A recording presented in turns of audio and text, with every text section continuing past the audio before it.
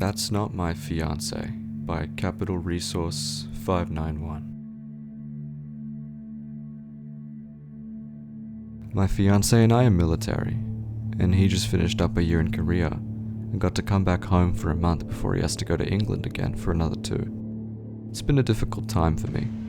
I'm being medically discharged from the military myself, as I was diagnosed with PTSD from a sexual assault case that occurred 2 years ago.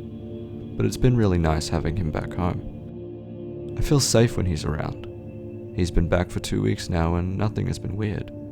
And when I say weird, I mean weird. But that was until tonight. It started off like any other day. We've just been hanging out, watching TV and relaxing. We got into bed a couple of hours ago and I was scrolling through deals on Amazon while he was watching his favorite shows. For whatever reason, I just couldn't sleep for the life of me. He's a physical touch kind of person, which is fine when I'm feeling it. But I haven't been feeling close to people since the assault, and it's difficult for me when anyone is in my personal space. It's also late summer and it's very hot in the house tonight. But he finally falls asleep. He does this thing that apparently a lot of guys do when they sleep, and twitches and does this lip smack and chewing kind of thing. It makes it even harder for me to fall asleep, and it's 1 a.m. at this point.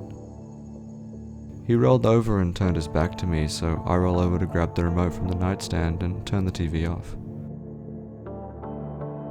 I have this light under the bed frame, so it's not pitch black and you can still kind of see at night.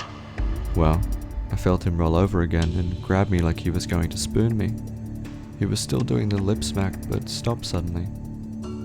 I felt him lift his head up and move in closer. I was still facing away from him, so I couldn't see what he was doing.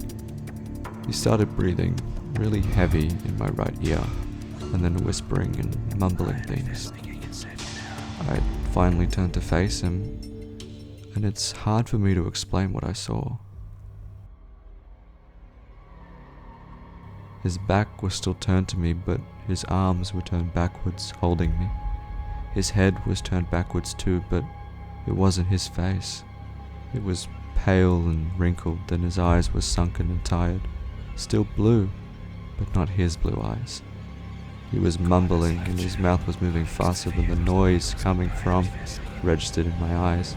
His teeth They were gone, and his teeth were spread out like a chinch. I jumped out of bed and I turned my lamp on, and when I saw him again, he still had his back turned to me, normal, like nothing had happened. Nightmares are a symptom of PTSD, but that felt too real. I don't think this thing is my fiancé.